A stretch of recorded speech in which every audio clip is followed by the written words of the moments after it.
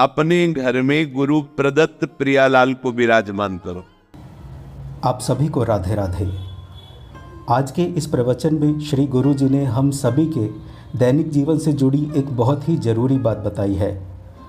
हम में से ऐसे कई लोग होंगे जो अपने घर पर श्री लड्डू गोपाल जी की स्थापना करते हैं, उनकी पूजा अर्चना करते हैं, उनकी सेवा करते हैं। श्री गुरु जी ने आज के प्रवचन में बताया है कि हमें अपने घर पर श्री लड्डू गोपाल जी की स्थापना किस तरह करनी चाहिए, उनकी देखभाल कैसे करनी चाहिए और उनकी पूजा अर्चना करने में हमें कौन सी सावधानियां बरतनी चाहिए। इसके साथ ही श्री गुरु जी ने ये भी बताया कि अगर हमारे घर के द्वार पर कोई भिक्षा मांगने कोई फ़कीर आता है तो हमें उससे किस तरह का व्यवहार करना चाहिए। मुझे उम्मीद है कि श्री गुरु का ये प्रवचन हम सभी के बहुत काम आने वाला है, इसलिए मेरा आप सबसे निवेदन है कि आप श्री गुरु के इस प्रवचन को ध्यान से सुने और पुण्य के भागी बने। राधे राधे। अपने घर में गुरु प्रदत्त प्रियालाल को विराजमान करो। गुरु प्रदत्त इसलिए मनमानी प्रभु की छवि भी विराजमान करके आप उनमें भाव और भाव भरी उपासना पद्धति नहीं प्रकट कर पाएंगे। इसीलिए गुरु प्रदत्त है। गुरु प्रदत्त उपासना, उपास्य देव, मंत्र और जो पद्धति बताई गई है इसकी बड़ी महिमा है। मनमानी उपासना और गुरु प्रदत्त उपासना में बड़ा अंतर है। जो गुरु नाम देता है वो शबीज होता है, वो जगा हुआ होता है। भले आप गृहस्थ हैं, व्यापार नौकरी जो भी कार्य करते हैं, घर में प्रियालाल को विराजमान करो। पहले हृदय में बात बैठा लो, इस घर के मालिक प्रियालाल, मेरा परिवार, ये भाव हटाओ, ये प्रियालाल के सदस्य और मैं इन सदस्यों सहित प्रियालाल का सेवक। बैठा लो, स्वामी नहीं, मैं इस घर का स्वामी, मैं परिवार का स्वामी, मैं परिवार को चलाने वाला। बस अब जो कर्म करोगे उद्देश्य गलत हो गया, अब ये सब बंधन कारक हो जाएगा। घर में प्रियालाल को विराजमान करने का मतलब है ठाकुर हुए प्रियालाल, स्वामी हुए प्रियालाल, हम सेवक और ये स्वामी के सदस्य। परिवार के जनों को अपनापन नहीं, अपनापन स्वामी में। सीधा हमारा स्वामी सेवक का संबंध और परिवार के सदस्य प्रियालाल के जन हैं। इस भाव से उनकी सेवा के निमित्त से जो भी कर्म किए जा रहे हैं वो तो सेवा है ही, पर घर में भी सेवा पद्धति का विस्तार करें। सूर्य उदय होने के पहले तक 4 बजे और सूर्योदय के बीच में यदि आप यहां विराजमान हैं और आपकी श्री जी वहां विराजमान घर में, तो यही मंगला का चिंतन करो। श्री जी 10-20 नहीं, यहां भावना की और फिर जब यहां से गए तो उनको मंगला अर्पण किया, थोड़ा पद गायन किया, फिर स्नान आदि, फिर श्रृंगार आदि।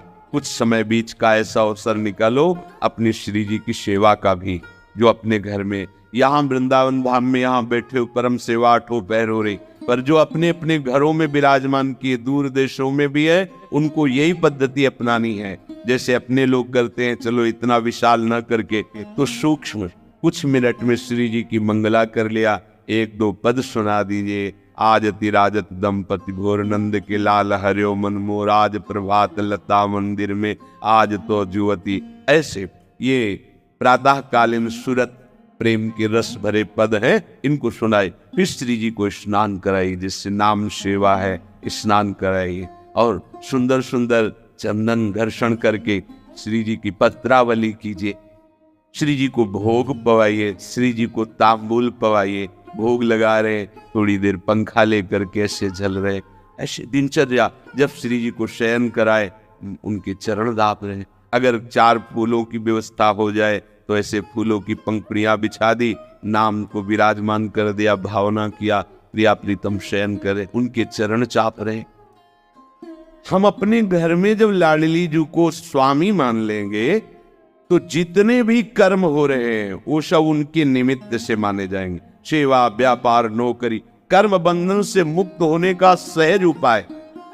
अपने घर में जो ठाकुर विराजमान है उनको मालिक मानिए। अगर आप नौकरी करते हैं तो महीने में जो पेमेंट आती है वो पहले उनके सामने रखिए।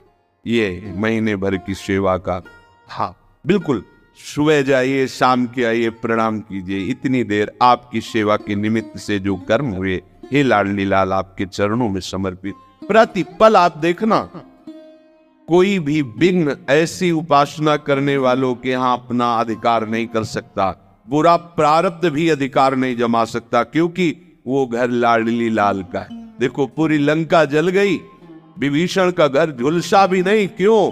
क्योंकि उसमें प्रभु का नाम विराजमान, दीवालों में नाम अंकित किए हुए, उनमें प्रभु का भक्त रहता है। जहाँ नाम कीर्तन होता है, नाम कीर्तन का बड़ा प्रभाव है। सबको अपने घर में नाम कीर्तन करना चाहिए, बहुत मंगल होगा, बहुत मंगल। 10 मिनट ही सही, परिवार के 4 सदस्य बैठकर यदि नाम कीर्तन करोगे तो परिणाम देख लेना। हमारे जो वो कर्म हमें नष्ट करने के लिए तैयार बैठे हैं, उनको नाम कीर्तन रूपी महान कर्म नष्ट कर देगा। यदि आप गृहस्थ हैं, आपके घर के दरवाजे पर कोई भिक्षुक आता है तो आप उसकी अवहेलना नहीं कर सकते। ए चल, ऐसा नहीं। अगर ऐसा किया तो उसके जितने दुष्कृत है वो सब वही छूट जाएंगे। शास्त्रीय सिद्धांत है।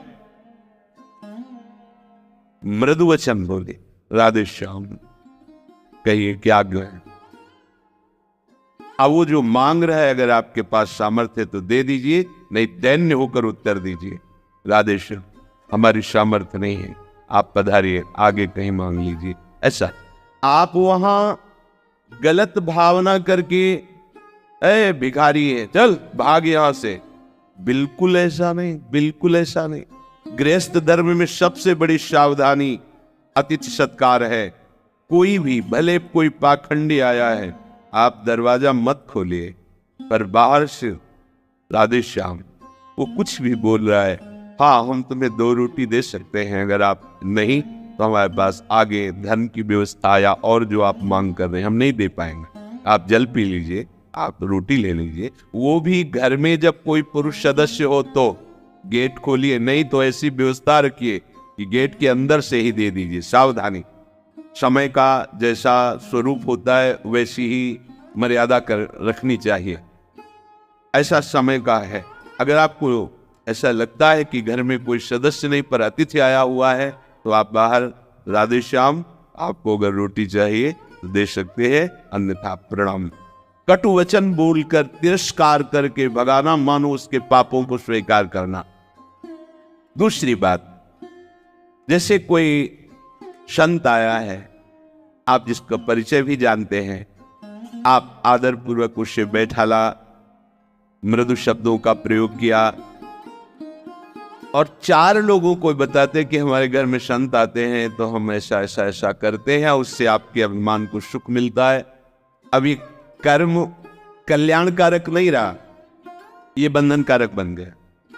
ध्यान दीजिए, जो हम 4 लोगों से कहकर बड़ाई पाने की इच्छा से अपने कर्मों को प्रकाशित करते हैं तो बड़ा सात्विक कर्म किया हुआ भी वो बंधनकारक बन जाता है और प्राय अहंकारी पचने नहीं देता। हम वृंदावन में गए थे, इतने का भोग लगाया था, इतना बिहारी जी को भोग लगाया, इतने संतों को पवाया, ऐसा किया वैसा, ये अहंकार का पोषण हो रहा है। अब वही कर्म तुम्हारे बंधन, शुभ बंधन जैसे अशुभ बंधन ऐसे शुभ बंधन कारक बन गया। तो इसमें जो सम्मान की, स्वार्थ की, अहंकार की भावना से कर्म किया जाता वो यज्ञार्थ कर्म नहीं होता, चाहे जितना बड़ा कर्म हो। जैसे शास्त्रों में पाया गया है कि यदि अपने कल्याण के लिए गुरुजनों से, संत महापुरुषों से सभा में प्रश्न किया जाए तो प्रश्नकर्ता और उत्तर देने वाला दोनों पवित्र होते हैं।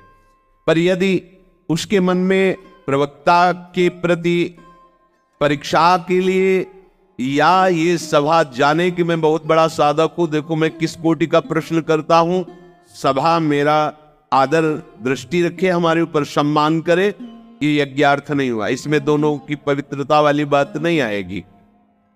तो साधक को छोटी छोटी अपनी वृत्तियों को भगवत समर्पित करने पर ही कार्य बनेगा। आप सभी ने श्री गुरु का ये सुंदर प्रवचन सुना। मुझे उम्मीद है कि श्री गुरु के इस प्रवचन से आपको बहुत कुछ सीखने को मिला होगा। अगर आप श्री गुरु महाराज और राधा रानी के भक्त हैं तो कमेंट बॉक्स में राधे राधे ज़रूर लिखना। मैं आपसे फिर मिलूँगा श्री गुरु के एक और सुंदर प्रवचन के साथ। तब तक के लिए आप सभी को राधे राधे।